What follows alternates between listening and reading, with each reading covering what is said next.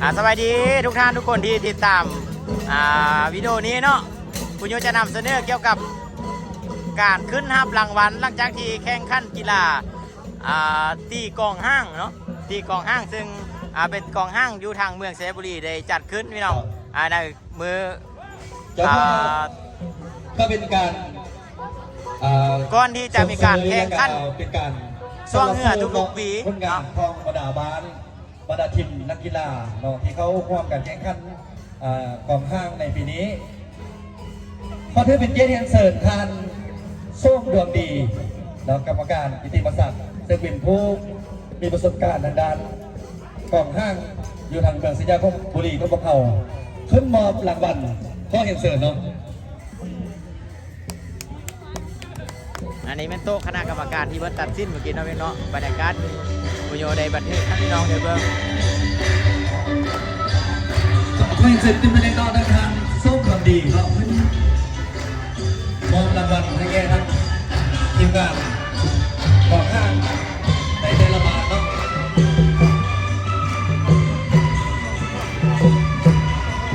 ถือว่าเป็นระดับที่4ห้องเนาะเป็นระดับเสริญเนาะ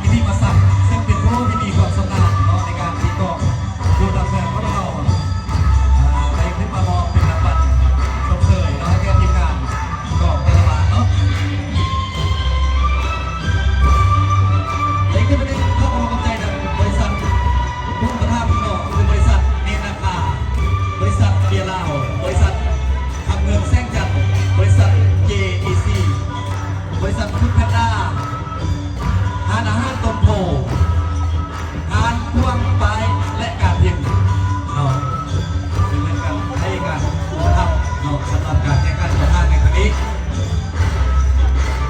และสิ่งที่ขาดคนใดขอแสดงความขอบคุณและความขอบใจมาในฐานะกรรมการสำหรับสิงห์บุรีคณะกรรมการบ้าทีมงานนักกีฬาแต่ละทีมผมได้กองซับกองเสียดอกใหญ่เกียรติมาร่วมงานสร้างซีซั่นในการเอาพันซาบอลนาประจำปีเข้ามาสิงห์บุรีเข้ามาเข้าในปีนี้ให้มีโครงการเพิ่มขึ้นอยู่ในครับคืนนี้เนาะและต่อไปจะเป็นการมอบของขวัญรางวัลอันดับที่3พ่อเฮียนเซินดังนะนักกีฬาตีกองทัพบ้านท่าปูนมาเพื่อรับรางวัลของพ่อเฮียนเซินรางวัลที่3สำหรับกองดังกองวอนเม็ดบ้านท่าปูนกองเซิร์ฟมอนซึ่งเม็ดในที่1เนาะบ้านท่าปูนเนาะเราไปไหนครับส่งรางวัลไปเล่นรางวัลเหือไปเพื่อว่าสิเอาซึ่งมาสั่งแต่วันนี้ท่าผู้ใดบางก่อนนะครับอันนี้นักกีฬาการแข่งขันมันมีแพ้มีชนะเป็นข้อธรรมดาสิ่งสำคัญเป็นความสามัคคีฮักแพงกองเราข้อมือสุดประดับเผาน้องที่น้องไปพูดกินปลามาเป็นกินเขานี่แม่กินกองไม่ดีดีงามเข้าคนลาวเราอยู่แล้วน้องคนเสื้อดีงามเพราะเขาไม่ดีคนเสื้อหักตาคนเสื้อตัวมากีบกองดอง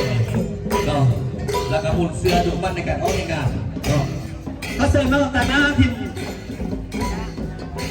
กองข้างบ้านผ้าปูนเพื่อทับลำดับเนาะ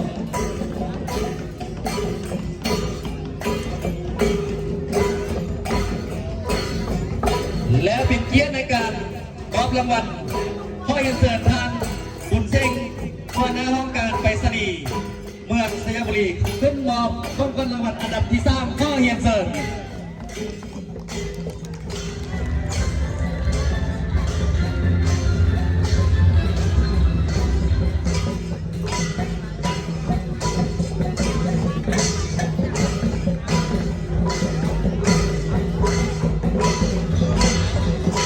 ผ้างานแจกให้ทางทีมงานที่ได้อันดับที่1ที่2ที่3เนาะ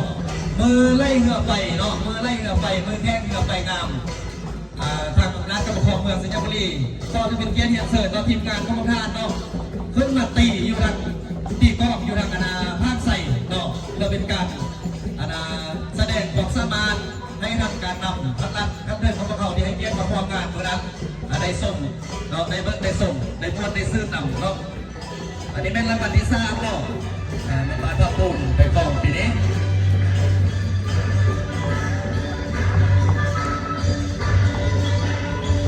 และอันดับที่2กองห้างปีนี้เนาะซึ่งเป็นสักเก้าปีไก่ได้แก่ทางบ้านหน้าไฮเนาะฉะนั้นเขาได้เป็นเกียรติเสิร์ฟต่างอ้าเลยเนาะ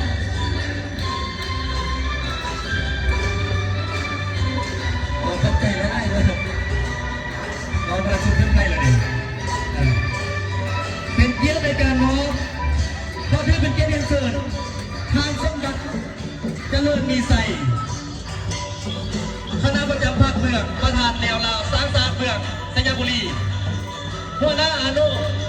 กองห้างขึ้นเป็นเกียรติมอบรางวัลที่2ให้แก่ทางทีมงานบ้านนาไฮ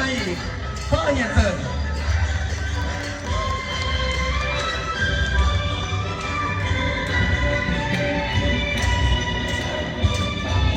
สำหรับการสร้างสรรค์ศิลปะไล่ของแกนบอกการเป็นการสร้างซีซั่นในแกนครับเพื่อเข้ามาเขาไม่มีไล่ซีซั่นก็ไล่ซีซั่นไล่หัวแกนไล่ยางที่เป็นเอกลักษณ์ของระดับเขาที่เราก็ให้มันคงอยู่กับชาวบ้านสิงห์บุรีก็คือแพทย์สิงห์บุรีก็มาเนาะ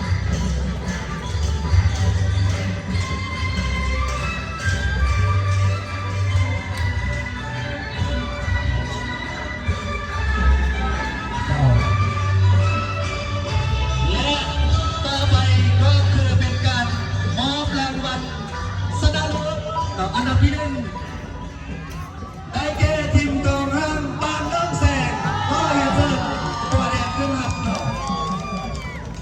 เป็นเกียรติในการมอบรางวัลที่1พ่อเฮียนเสิร์ฟทางเส้นผัดลักมองเลขาผักเมือง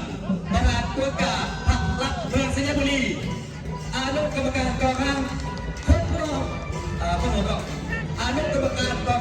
ไฟและบังไฟนอกชกมอบรางวัลที่1ให้แก่ทีมงานบ้านเริ่มแสงก็ยังเชิญ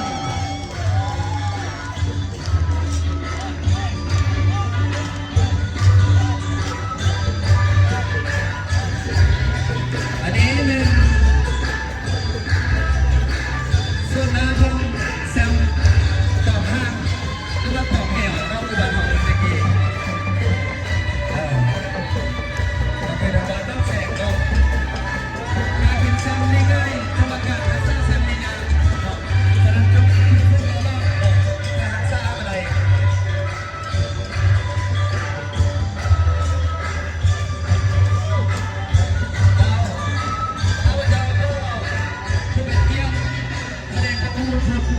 และก็ผู้เข้าใจมาจากการนำพักลักต้องเมืองสิงห์บุรีคณะกรรมการบ้านทีมงานกองห้างและกองเชียร์พวกเราและผู้ประทับในงานวันนี้ก็คือบริษัทเมฆาบริษัทเคียร์ลาวบริษัทกับเซนต์บริษัท JEC